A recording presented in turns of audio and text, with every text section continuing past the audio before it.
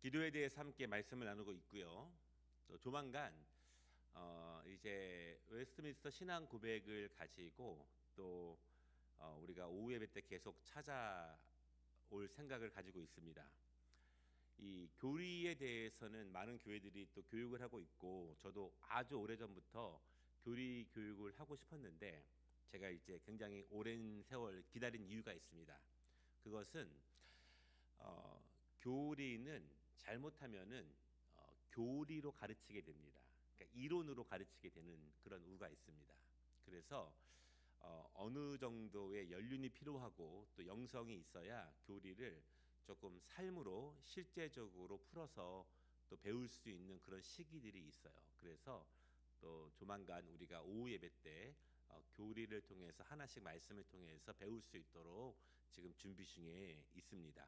오늘은 계속 오후 예배 때 나누는 것처럼 기도에 대한 말씀을 계속 나누도록 하겠습니다. 어떤 성도가 굉장히 힘든 상황들로 인해서 심한 불안 가운데 있습니다.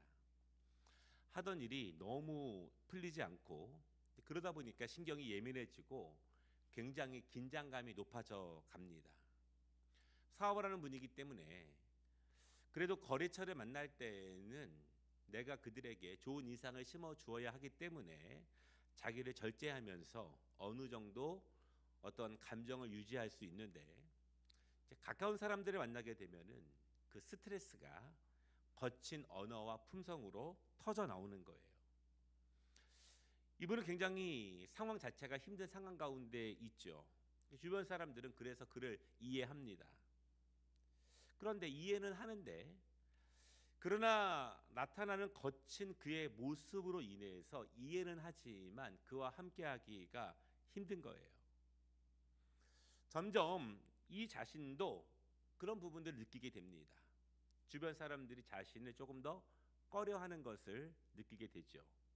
그리고 이제 이대로는 안 되겠다 생각을 하고 마음을 잡기 위해서, 다시 평안함을 얻기 위해서 밤늦은 시간에 예배당에 나와서 기도하기 시작합니다.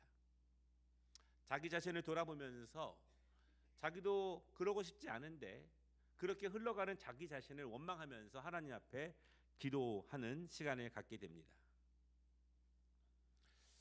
사실 우리는요, 정말 나의 가슴 아픈 고민과 힘든 상황들을 나눌 수 있는 친구가 있다면, 또 깊이 대화할 수 있는 친구가 한 명 있다면 너무나 좋은 일이 될 수 있어요. 함께 웃을 수 있고, 또 농담처럼 함께 뭐 누구를 뒤에서 말할 수 있고, 함께 고민과 아픔을 같이 이야기할 수 있는 친구. 일상적인 대화를 나누는 것도 좋지만 누구에게도 말하기 어려운 고민과 어려움을 말할 수 있는 친구, 내 속을 정말 잘 알고 있는 그런 친구, 그래서 나의 가장 가슴 아픈 일에 대해서도 나눌 수 있는 친구가 있다면 그것은 정말 내가 잘 살고 있다, 이런 증거가 될 수 있습니다.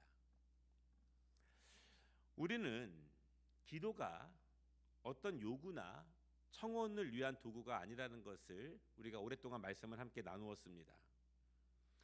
기도가 요청하는 것이 될 때, 기도가 나의 일방적인 요구 사항들을 말하는 것이 될 때, 기도는 당연히 깊어질 수 없습니다. 그리고 그 관계에는 오래 지속될 수가 없어요. 왜냐하면 응답은 그렇게 자주 일어나는 것도 아니고, 내가 일방적으로 요구한다고 해서 하나님께서 다 들어주시지 않기 때문에 그렇습니다. 그래서 기도를 요구사항을 접수하는 것으로 생각하면 기도는 지루해지고 힘들고 기도의 맛은 전혀 느끼지 못하게 되죠. 그러니까 기도는 한마디로 정의하면 기도는 관계입니다. 기도의 깊이와 기도의 넓이와 크기는 관계로 인한 것이지 다른 것에 있는 것이 아닙니다. 이 성도는 깊은 밤에 주 앞에 나와서 기도하기 시작합니다. 중요한 것은 기도를 누가 먼저 시작했느냐, 이것이 중요한 것은 아니에요. 너무너무 힘들었죠. 너무너무 괴로웠습니다. 그리고 그 안에 믿음의 어떤 흔적들이 있기 때문에 더 이상 지체하면 안 된다는 것을 알았기 때문에 기도하러 하나님 앞에 나왔습니다. 우린 이런 모습 가운데서 이렇게 생각해 볼 수 있어요. 그러면 그분이 먼저 하나님을 찾은 것인가? 자신의 필요에 의해서 그가 결국 결정해서 그가 하나님 앞에 자기의 발로 나온 것인가? 그렇진 않습니다. 사실은요, 내가 하나님을 찾아온 것이 아니라 하나님이 나를 찾아오신 것입니다. 정확하게 말씀을 드리면 하나님께서는 내 마음의 문을 여신 거예요. 그런데 저 문 밖에 계시다가 찾아오셔서 내 마음의 문을 여시는 것이 아니라 이미 내 안에 계신 성령님께서 내 안에서 내 마음의 문을 여시는 것입니다. 여호수아 3장에 보면은 전쟁에 나아가는 이스라엘의 지파들에게 여호수아가 이렇게 고백합니다.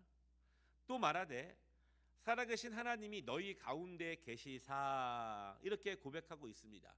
이것이 우리 이 개혁적인 장로교회에 너무너무 중요한 신앙이에요. 하나님은 멀리 계신 분이 아닙니다. 그래서 내가 찾아가야 되는 것이 아니에요.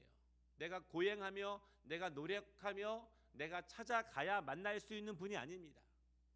하나님은 또한 멀리서 나를 찾아오시는 분이 아니에요. 하나님은 이미 예수 그리스도를 믿음으로 영접한 그들 안에 항상 존재하고 계심을 믿는 것, 성령께서 내 안에 계시다고 믿는 것이 우리의 신앙 고백입니다. 하나님은 내 안에 계세요. 그래서 내가 잠시 잊고 있었지만, 내가 잠시 외면하고 있었지만 계속해서 내 안에서 말씀하시는 성령님의 음성을 내가 귀를 막고 마음을 막고 듣지 못했지만 하나님께서는 때로는 우리의 어떤 상황 가운데 다시 생각나게 하시고 어떠한 상황 가운데 다시 그것을 그리워하게 하시면서 하나님의 자리로 다시 나올 수 있도록 내 마음의 문을 하나님이 다시 놓고 하시고 그 문을 열어 주십니다. 여러분, 하나님은 내 안에 계시기 때문에 하나님은 나의 모든 것을 알고 계시죠. 나의 걱정과 근심도 알고 계시고 염려도 이미 알고 계십니다. 하나님은 우리의 진짜 얼굴들을 이미 알고 계시다는 사실이에요. 이것이 너무너무 큰 은혜가 되고 너무너무 큰 위로가 됩니다. 형을 속이고 황급히 삼촌 라반에게로 길을 떠난 야곱이 한 곳에서 밤을 지새웁니다. 그러니까 여러분, 이제 우리가 어떤 두려움이 있어요. 예를 들어서 결혼식장에 들어갈 때 그 두려움, 앞으로의 나의 인생이 어떻게 될 것인가. 군대에 첫 발을 디딜 때 그 두려움, 내가 여기서 잘 견뎌나갈 수 있을까. 또 우리가 어떠한 일들을 만났을 때, 또 이제 많은 분들이 경험할 수 있겠지만 이민을 위해서 비행기를 타고 외국으로 떠날 때, 예를 들면 태평양 상공에서 갖는 두려움, 내가 앞으로의 삶 어떻게 살아갈 수 있을지에 대한 불안과 두려움, 오늘 야곱이 느꼈던 그 경험들, 그리고 그 땅에서 잠을 자고 꿈을 꾸게 되는데요.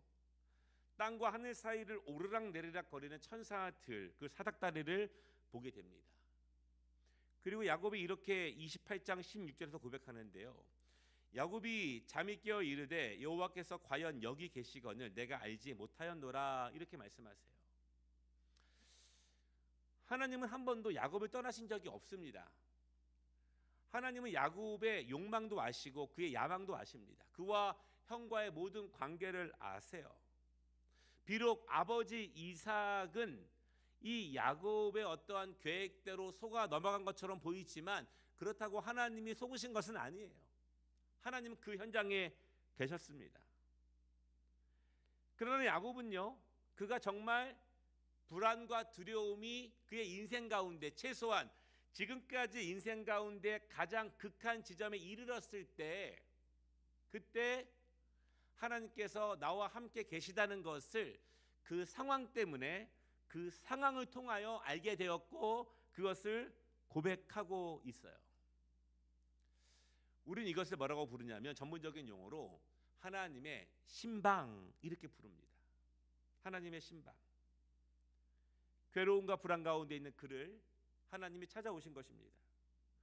멀리서 오신 것이 아니라 이미 그와 함께 계신 하나님께서 불안과 두려움이라고 하는 상황 가운데서 그의 마음의 문을 두드리시고 그의 마음의 문을 열고 나오신 거예요. 그가 괜찮았을 때에는 경험하지 못한, 그가 그래도 강건했을 때에는 미처 듣지 못한 그 내면의 음성을 이제 이 불안과 두려움 가운데서 그는 듣게 되고 하나님의 신방을 온몸으로 맞이하게 됩니다. 기도는 내가 하나님을 찾아가야 시작되는 것은 아닙니다. 내가 먼저 말을 해서 기도가 시작되는 것이고 내가 입을 닫으면 끝나는 것은 아니에요. 믿음으로 예수 그리스도를 고백하고 성령님을 내 안에 모시고 있는 모든 그리스도인들은 사실 우리의 모든 것이 기도입니다. 왜냐하면 기도는 관계를 통해서 나타나기 때문에. 기도는 관계이기 때문에 나의 모든 것, 성령님이 내 안에 계시다고 하는 것, 내 안에서 끊임없이 말씀하고 있는 것, 그것이 기도가 될 수 있어요. 그래서 퀘이커 교도들은 뭐라고 말하고 있냐면 inner voice 이렇게 말합니다. 내 안에서 계속해서 말씀하고 있는 성령님, 때로는 inner light, 내적인 빛 이렇게 말하고 있어요. 내 안에서 무엇인가 내가 말하고 있는 것이 아니라 나에게 다른 것을 말하고 계시는 그 분, 그 목소리, 그 빛, 그 깨우침, 그 성찰, 그 들음.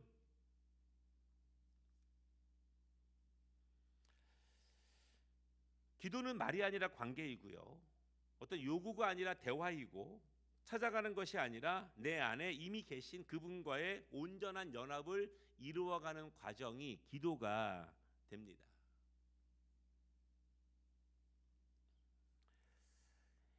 내 안에 계신 하나님과 나와의 관계가 나의 기도를 뜨겁게 할 수 있어요. 우리의 기도는 언제 뜨거워지냐면 내 안에 살아계시고 일하시고 역사하시고 나에게 말씀하시고 지도하시고 인도하시는 하나님과 나의 관계가 뜨거워질 때 우리의 기도는 뜨거워질 수 있습니다. 그리고 그 뜨거움을 통해서 우리의 기도는 새로워집니다. 기도가 생동감이 있고요. 기도가 신나는 기도가 됩니다. 여러분 신나는 기도 아십니까? 우리는 늘 기도하면 막 새벽 기도 또 금요 기도 기도하면 막 우울한 기도예요. 우는 기도, 징징 짜는 기도, 침울하고.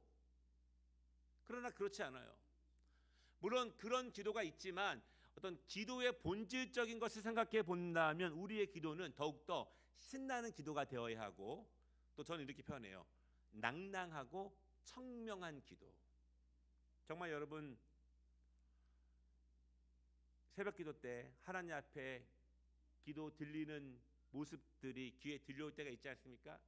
낭낭하고 청명하고 그냥 어떠한 대리석에 옥구슬 굴러가는 것처럼 실로폰 소리와 같은 그런 기도를 들을 때가 있어요. 그것은 내 안에 계신 성령님과 내가 연합될 때, 온전히 연합될 때 이루어지는 기도입니다. 여러분 신나는 기도 드리시기를 바랍니다. 깊은 신뢰와 영원히 끊어지지 않는 그 관계로 인한 그 기도. 오늘 23절 말씀도 보면은 이렇게 말씀합니다. 우리가 그에게 가서 거처를 그와 함께 하리라. 먼저는요 하나님께서 뭐라고 말씀하시냐면 우리 이렇게 말씀하세요. 우리. 그러니까 내 안에 계신 분은 성령님이지만 정확하게는 삼위 하나님께서 우리 안에 계신 거예요. 삼위 하나님께서 나에게 가장 복된 길, 내가 깨우쳐야 되는 길, 내가 책망받아야 되는 길, 내가 돌이켜야 되는 길, 내가 살아야 하는 길에 대해서 우리 안에서 계속 말씀하고 계십니다. 그것이 기도의 원형이에요. 기도는 내가 무엇을 말하는 게 기도의 원형이 아니라 이미 관계이기 때문에 기도를 먼저 시작하시는 분은 하나님이십니다. 내 안에서 나에게 끊임없이 무엇인가를 말씀하고 계시죠. 그리고 23절에 보면 뭐라고 말씀하시냐면 그와 함께 거한다 이렇게 말씀하고 있어요. 누구와 거하시냐면 23절과 24절을 함께 보면 쉽게 말하면 서로 사랑하는 사이입니다. 이것이 관계예요. 하나님과 우리 사이에 가장 중요한 관계. 하나님과 우리의 사랑을 관계로서 우리는 다 알지 못하죠. 그러나 하나님은 우리에게 영 숨겨놓으신 것이 아니라 그 관계를 우리가 어느 정도 알 수 있는 은혜를 주셨습니다. 그것이 부부간의 사랑이고 부모와 자녀 간의 사랑이에요. 아무리 줘도 아깝지 않은, 아무리 사랑해도 더 사랑하고 싶은, 모든 연약함까지도 품고 싶은 그 사랑을 통해서 하나님은 우리 안에 영원히 존재하시며 나와 늘 함께 하시는 하나님의 사랑이 얼마나 큰지를 우리에게 말씀하고 계십니다. 그래서 기도를 위해서 내가 하나님을 찾아간다. 그래서 나를 통해서 기도가 시작된다. 이것은 보통의 생각이지만 그렇지 않습니다. 먼저 하나님이 나의 문을 두드리십니다. 나를 신방하시는 거죠. 무엇으로? 내 안에 계신 말씀으로 내 마음의 문을 두드리시면서 기도가 시작됩니다. 어떤 분들은 오해하고 있습니다. 나는 아무리 기도하지만 하나님은 나에게 아무 말씀도 안 하십니다. 나는 하나님께 여러 가지 질문을 드리고 있는데 하나님은 나에게 아무런 답변을 주고 계시지 않습니다. 나는 여러 가지를 하나님께 구하고 있는데 하나님은 그것에 대해서는 자세하게 아무것도 나에게 말씀하시지 않습니다. 그렇지 않아요. 하나님은 늘 말씀하고 계십니다. 그리고 하나님은 이미 말씀하고 계세요. 하나님은 내 안에서 말씀하고 계시고 이미 주신 말씀으로 말씀하고 계시고 말씀 사역자들의 말씀과 해석을 통해서 이미 나에게 말씀을 하고 계십니다. 우리는 보통 내가 먼저 하나님께 나의 요구사항, 나의 질문들, 나의 괴로움들을 문제를 말씀을 드리면 하나님께서는 나의 질문에 맞게 따박따박 답변을 주셔야 한다고 생각을 합니다. 그러나 그것은 순서가 틀린 거예요. 우리가 말씀 중심으로 기도해야 되는 이유는 내가 먼저 하나님께 말씀드리기 전에 하나님께서 먼저 나에게 말씀하셨기 때문에 그렇습니다. 무엇이 거룩한 길인지, 무엇이 복된 길인지, 어떻게 시험과 유혹에서 이기는 길인지, 어떻게 악을 분별하는지, 어떻게 선한 일을 이루는지, 어떻게 하나님의 뜻대로 사는지, 여러분 어찌 보면 우리가 전혀 간구할 필요가 없을 정도로 우리가 어쩌면 하나님께 답을 달라고 요청할 필요가 전혀 없을 정도로 하나님은 이미 우리에게 그 답을 이미 주신 말씀을 통해서 주셨습니다. 하나님께서 먼저 우리에게 말씀하고 계시다는 거예요. 기도는 하나님께서 이미 나에게 말씀을 계속하고 계십니다. 그렇다면 하나님이 말씀하셨습니다. 그럼 우리의 기도, 내 입술이 열려지는 기도의 시작은 무엇이냐면 주신 말씀에 반응하는 말이 먼저 나와야 되는 거예요. 하나님 주세요 이것저것이 아니라 하나님이 이미 말씀하셨기 때문에 우리는 그 말씀에 대한 반응으로 우리의 기도가 시작해야 할 것입니다. 이런 거예요. 하나님 저에게 이렇게 말씀하셨습니다. 제가 이렇게 그 말씀을 받았습니다. 제가 이제 이렇게 하겠습니다 라고 하는 반응의 기도가 나의 기도가 되어야 할 거예요. 왜냐하면 기도라고 하는 큰 것으로 보면 내가 먼저 말하는 것이 아니라 하나님이 먼저 말씀하셨기 때문에 그래요. 제가 이렇게 말씀을 드리면 결론을 오늘 짓고 싶습니다. 자막을 함께 보시면 좋겠어요. 위로부터의 하나님 말씀을 들으려고 하지 마십시오. 이미 주신 말씀, 그리고 바로 옆에 있는 말씀을 들으면 됩니다. 그것이 내가 하나님께 질문하고 구하는 모든 것에 대답이 됩니다. 하나님의 응답은 내가 구하기 이전에 먼저 나를 찾아오셨습니다. 하나님이 먼저 우리가 구할 원하는 모든 것을 말씀하셨기 때문이에요. 그러므로 우리의 기도는 이제 요청이 아니라 응답입니다. 하나님, 받은 말씀 제가 이제 이렇게 결심하겠습니다. 이제 이렇게 결단하겠습니다. 그 말씀 내가 이렇게 받아 살아가겠습니다. 찾아오시는 하나님께 응답할 수 있는 믿음의 기도자들이 되시기를 주님의 이름으로 축복합니다.